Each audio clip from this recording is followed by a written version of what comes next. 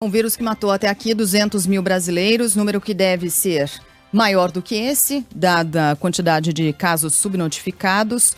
Portanto, se isso é potencializar, o que a gente está trazendo aqui são dados. O ranking é impressionante. O Brasil continua sempre ali na parte de cima do ranking, no número de casos, no número de mortos, e mesmo quando você considera proporcionalmente ao tamanho da população, é preciso também levar em consideração proporcionalmente a quantidade de testes realizados. Mas a propósito do que disse o presidente da República, de que o Brasil está quebrado, falando como se fosse um torcedor e não um presidente da República, porque o torcedor, ele comenta o jogo em andamento. Ele está lá na arquibancada e o que ele diz? Frangueiro, né? Ele diz, perdeu esse gol, né? Não exatamente com essas palavras, né? Em geral usando palavrão, xingamento e tal. Mas o presidente é um agente em campo. Aliás, o principal deles. É um agente que pode mudar a realidade que aí está. É só o governo que tem instrumentos para evitar que um país quebre, por exemplo. Governos, e especialmente o governo federal. É o presidente da República que pode dar o tom, que pode promover reformas, por exemplo, para evitar que a situação se degringole. Agora, é uma frase desalentadora, desesperançosa.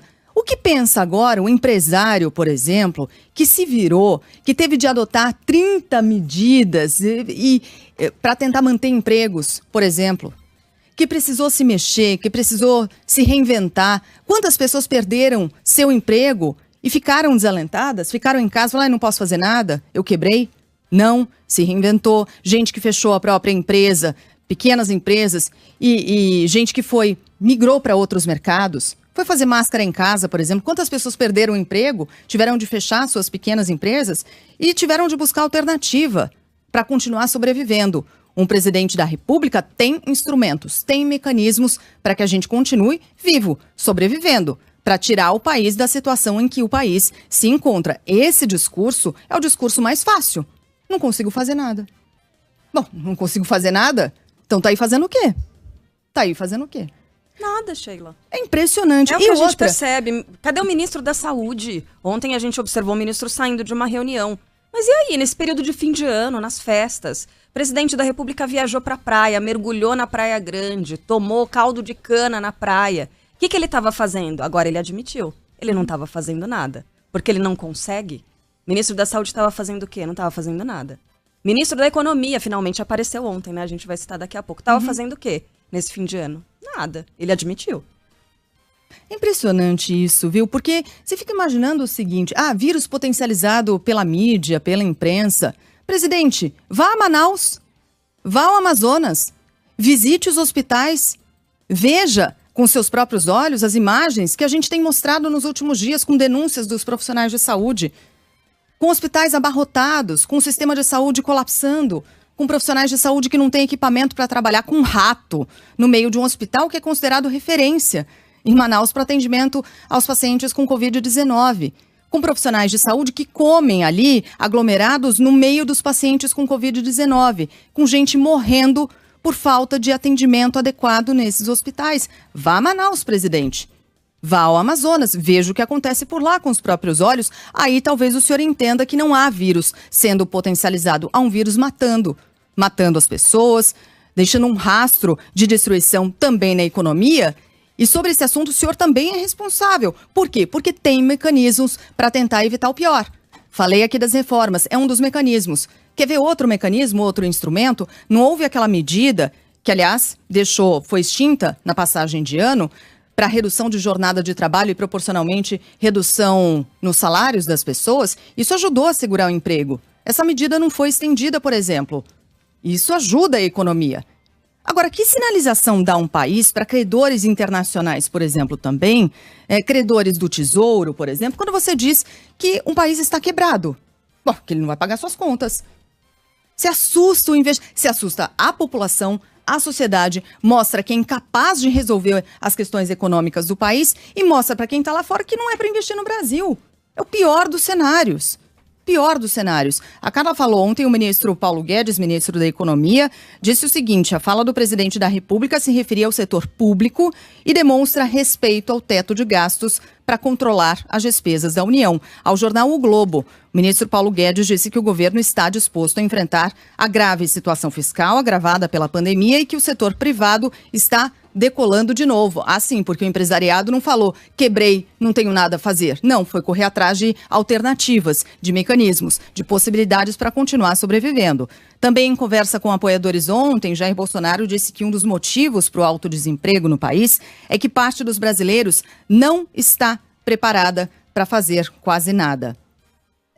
E tem gente que não está preparada, por exemplo, para ser presidente da República. Agora, se tem gente que não está preparada para fazer quase nada, como diz o presidente da República, ok, que políticas públicas há para preparar melhor, para qualificar melhor a mão de obra do brasileiro?